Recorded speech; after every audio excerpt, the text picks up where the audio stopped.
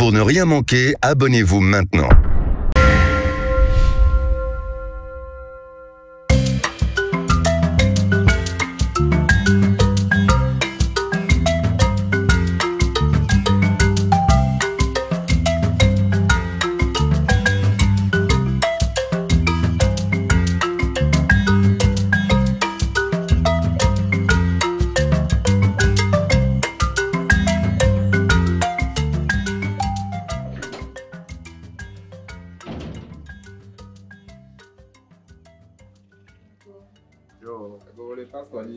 Oh, ya uso eh. Yo, No panaro. oh, that's it. Oh, ah,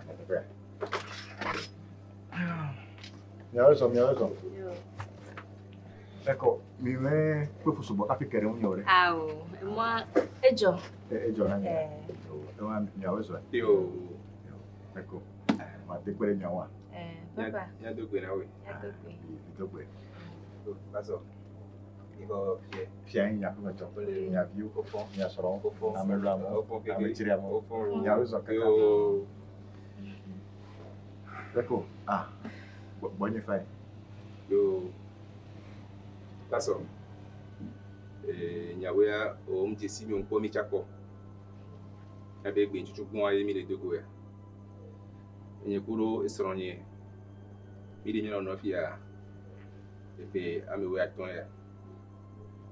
Epe amewe aton mi a mi mu divio. Mu fofu de pe cha ye wa be fua egble alo o di le bia e le bia ba ko. Awo. Mi di sa. Fike mi mayo. Mi mu ogo eglo. Pastor ke potole etu ya me mi mu ye ko. Enyi so a ke ma odi be akon agbo na ni a. E mi le po Festado TV akwa. E mi so pole TV adi. Ke number o le no adia. Number wa ye mi ko le TV adi mi so yo ni so wa so do ga na mi egbe mi. Afokeji mi le a. Eyo. Ya uso. Yo. Ya uso kaka. Kakareji plus hosela sinyewe emegenya kwa. Ya do kuhiwa to sunya be megbe nyawo. Yo wa fati. Amen. Wa do wuli. Amen. Ya jilo. Amen. Ya jigle. Amen. Mi ya be enu to khare kemele mi ya simiona. Ube ya to gbera. Ya bia ti fo jui to be ne wa fu mo na mi. Ye pi ke lundi wo yo ke o ki khada file ya. Ne wa bo wo ne bitin ko akote ntu me no. Be no do esron ve to me kwa. Ni ha yi to wa wo yi wa wo. Amen. Wa ne wa. Me ma mina ma to gbera de mi ata. Kwa si. Oh, Yehowa, Jipovito, et Dio Gaba de Clorencuome, le Tiansia.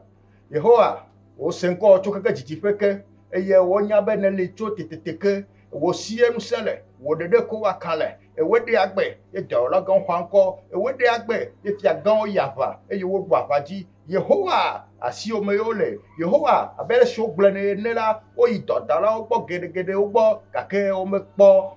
Jide kwa de ke wo ke Yehowa egbela ova wo amesiamina gbo wo dode gbegbo eye me ti atitre de wo nko me eye me le wi do mo le koko fo no hele gbogbo no be Yehowa nawa TV Yehowa nawa TV Yehowa nawa TV Yehowa mbe nawa TV eye no TV la tijo pape dada e wa cover now Yehowa de wo nu setala e wo egbo be ne mi ore seso kata idonami egbe ajila ekema ya na ya ira ngbedodo sia wa ba mi aji we globe ya ira mi afeni no ya ira mi afeni bio mi afa mozeo ne mi ko de kala azube eye ne futo chitere mi onla mo de kan wato ka wato mo adre no asi ni kare dia e ne mi khwesela Yehowa wasio katanami e la bena Yehowa sinu sele e la bena le chukeke chichike eye wode agbe e Yehowa pa de bi yibo le pe yibo ti le san yibo me e ke manane ke ma gro wo ni o me tokpeda eye me yo Yehowa me fukoko ne Heji le nchifa fama eye mi ajibi kodo. Amen. Amen. Ah, papa o yira mi. Akpeka. Ni ateni ya yira. Menami hemi le gbe adora me ho de sia. Menami etiton. Etiton me gbe tututua. Me gbe le etoji, le tua dam de keke kwa. Le titon me gbe oh, achofo. Pastor. Akpi. Ye de nyem sebe kakara dzita ate wana mianya do ŋgɔ hã be mekpɔ ɖevi ho dzadzia dzadzi nyɔnuvi toboli no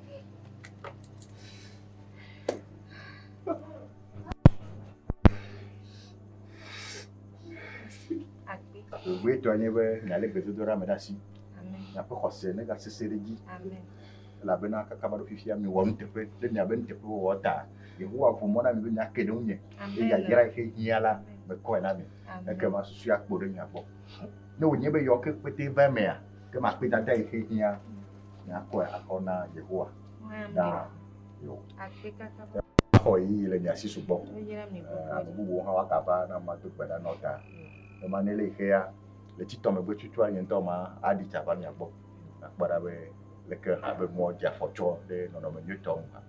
Pastor, akpe nɔ kaka. Akpe nɔ kaka. Esa ke mi di so etuya me kaka ntono ebe ame wo atɔn ya.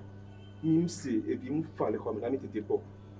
Ebi mu fa le xɔ me na mi o. Awo. Aƒetɔ, nye anusẽ aɖeke mele ŋu nyɔ. Ekpɔ Bibla ya. Ye nye agbalẽ si ŋu menya ŋu tso. Ye na be mexɔ ŋusẽ tso Mawu gbɔ. Ye menye Mawu ƒe amesiamina, menye Mawu ƒe dɔdegbe eye wòde to asi nam bena amegbetɔ le leke ƒe kuxia mea atsitre ɖe yi ƒe ŋkɔ me ye mayɔ yi ye yeatɔ nam. Ta akpedada megayi nam o ne yi na Mawu Dziƒoʋĩtɔ la ame si ɖeɖe ko wɔ nukunuwo fũu, ame si yi aʋa metsi aʋa o, ame si kpɔ ɖeɖivi yibɔ le kpe yibɔ dzi le zã titina la yea kosi ŋusẽ le ye ɖeɖe ko wɔ nukunuwo fũu bubu kple kafukafu kple yayra ne dze ne ɖa tso fifia heyi ɖe mavɔ me. Amen. Papa akpe kaka enyo miabio mo. Yo mɔ ɖeɖe le ne mi ye miagblɔ na ame yiwo ke kplɔ mi ɖo be akpe kaka. yo Pastor, akpe kaka.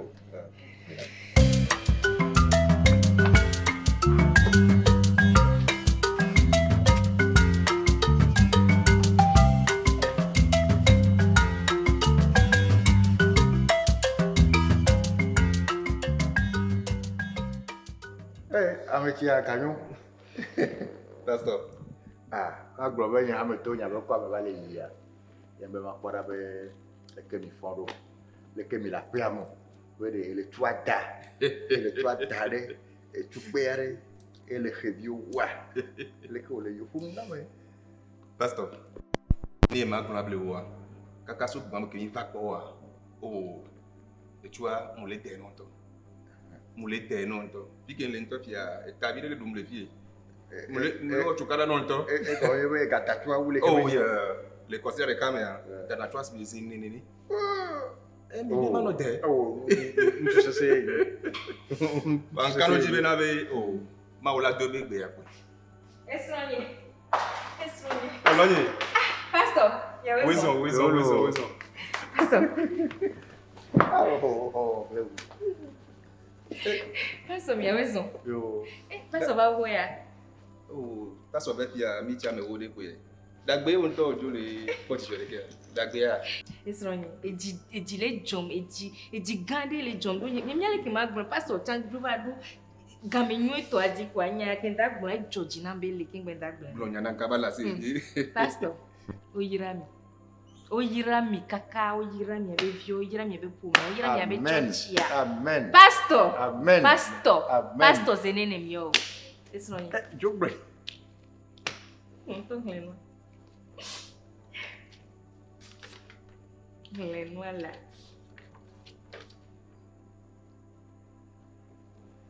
Pastor oh Yesu akpe fula signé akpe praise the Lord Alléluia praise the Lord Alléluia praise the Lord Alléluia pastor akpe oh Pastor oh dochinam mi namya ko de betuturame ya dakwena Yehowa azonko bele hebo kaka ye be do agba kwa into mi magbanji ne agba ne deto ye gbe he la ye gbe mi age ne to wadi ya agba dare mi namya do gbera Isso é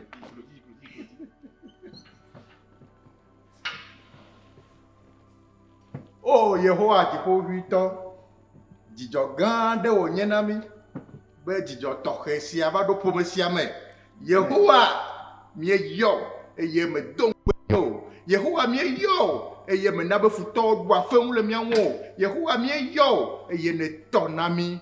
Yehowa akpe kple kafukafu edze na o elabena nena be dzidzɔ gã aɖe va ƒome sia me. Praise the Lord. Hallelujah. Praise the Lord. Hallelujah. Praise the Lord. Hallelujah. Pastor. Oh, Yerami. Amen. Oh, Yerami. Nele plomu do zomea. Ezoma bimo. Nele plomu yasimea. Asima plemu. Nele plomu itomea. Itoma lemu. Nele gbogbo koko enuse. Yehonye. Pastor. Lolonyi. Samade kaka pastor ba mu ya yem sebe ni kode. Sam, yem nyon chade pour Sam.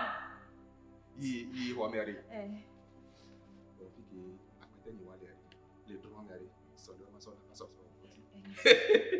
Pastor, top là. Azoko.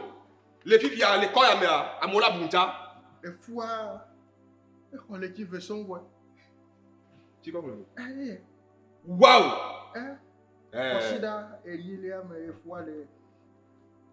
Pastor, quand on dit ma ou la deux benbe, kemito, mi blonjou moi be, de via, et la nyim ko, nyon vi, pour nous m'améliorer be, ah, oui pas. Oh, mais gars va faire fort. Mais il y avait Yehowa l'homme. Elom. Ah, elom to baluanyo. Elom baluanyo. Yehowa est l'homme. Lolo on pas noir ma. Tania il y avait l'homme. Pastor. Ni to ma do kwa mi. Pastor. Praise the Lord. Hallelujah. Praise the Lord. Hallelujah. Praise the Lord. Hallelujah. All the time.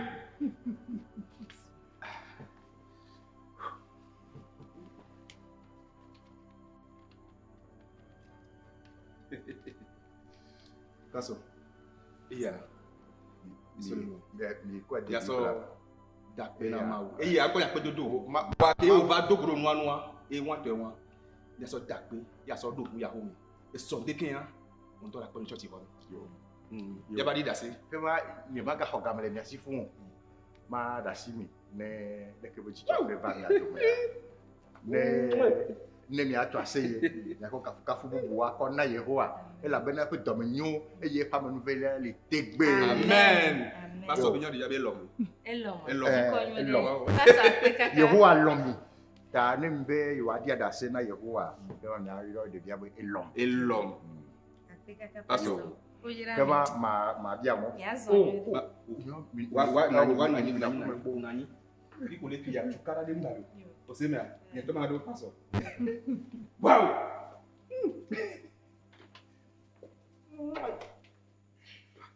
Njami papa. Amola bu le comme fille. Pastor mbala.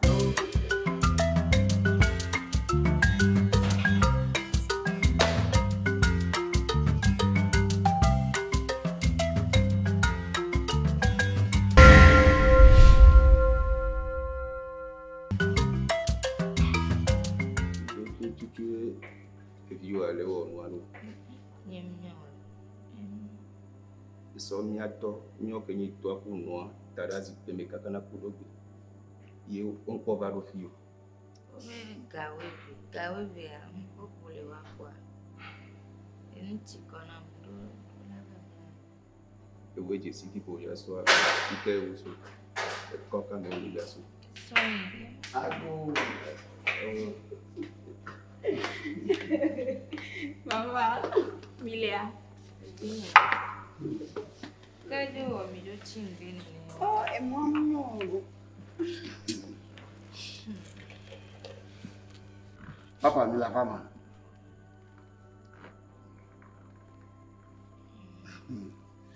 Ok, mi da bo mi eji. Mi adogbo fine. O ba dogbo. Nku le tanu adogbo na. Oh, papa. Oga tiju, oga biju. No bo ni dogbe.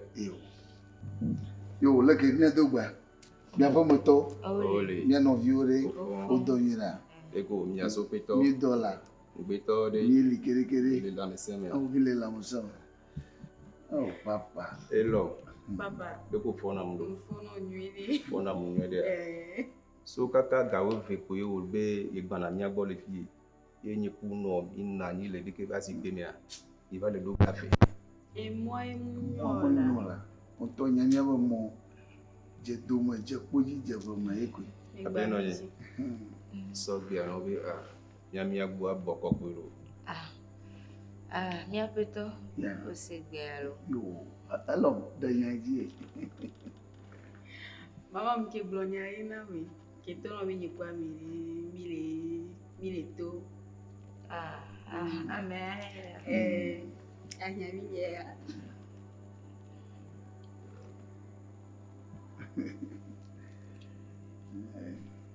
Amega. Papa. De ko yo na o. Oh, nko yenye Sami. Sami. Eju ka mi to le ni.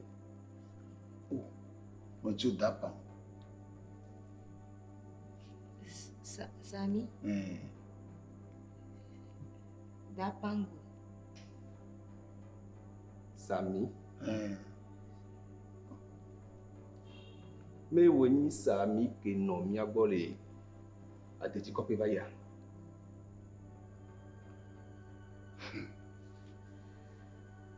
Alo me wo. Sami. Enyi.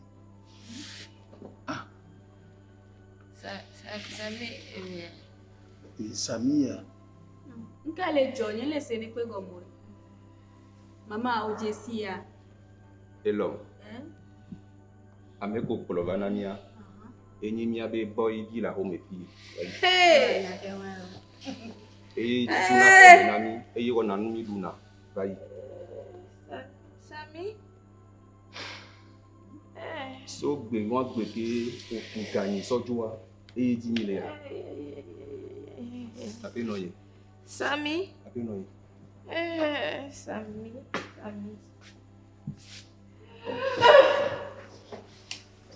Ape no ye.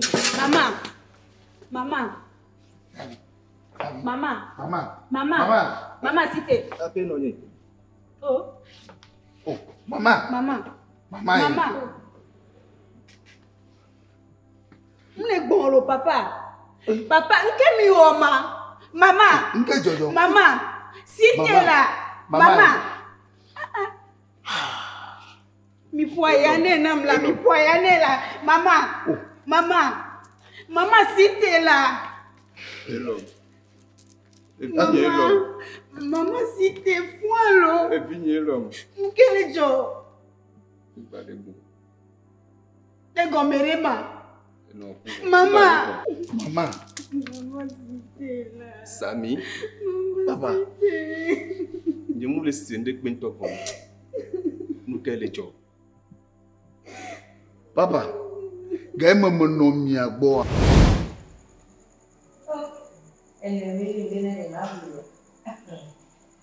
Pastor assim, mesmo kata bondina le tito ina ni mafofu ni mablula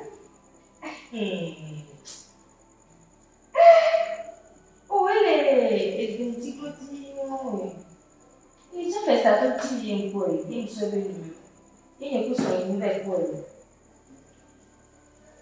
ni mablula Então eu digo tudo a mim. Já qualquer lá na lei. Não apoio você, apoio isso. Apoio olha. O chale que vive não. É isso aí.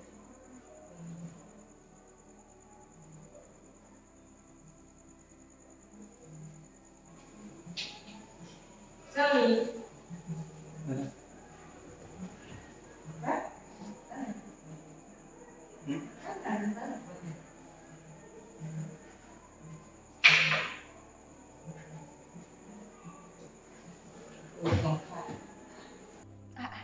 Sami, je gougou là, je le vois dans bien.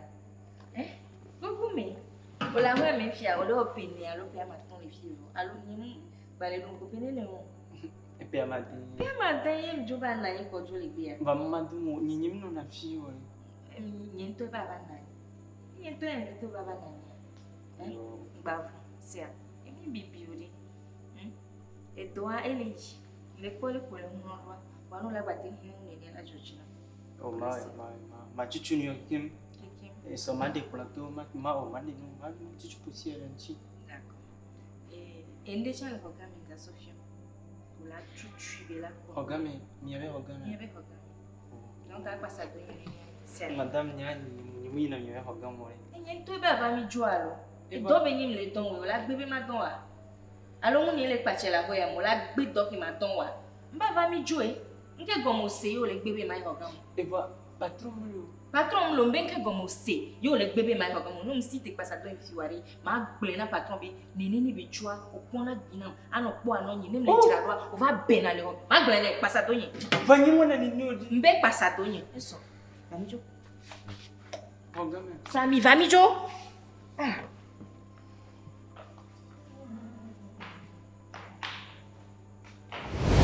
Oh. Sami, Papa. au fi gagné. Bateau fondation ya. Que moi on t'a vu Didi bord les dons. Et puis Didi, il bord les dons. Oh, et l'homme. Et toi oui. Hein? Sami, kaka mamion quoi, ma tioto pour la poignée. Papa.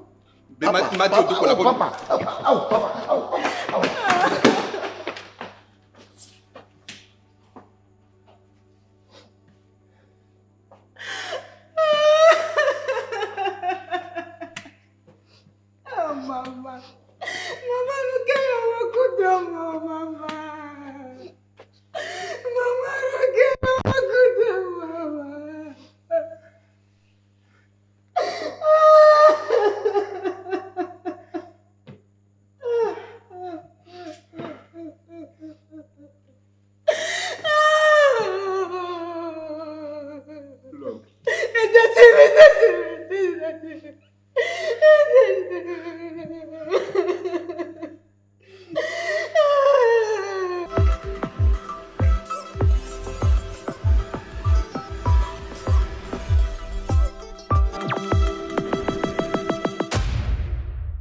Réaction.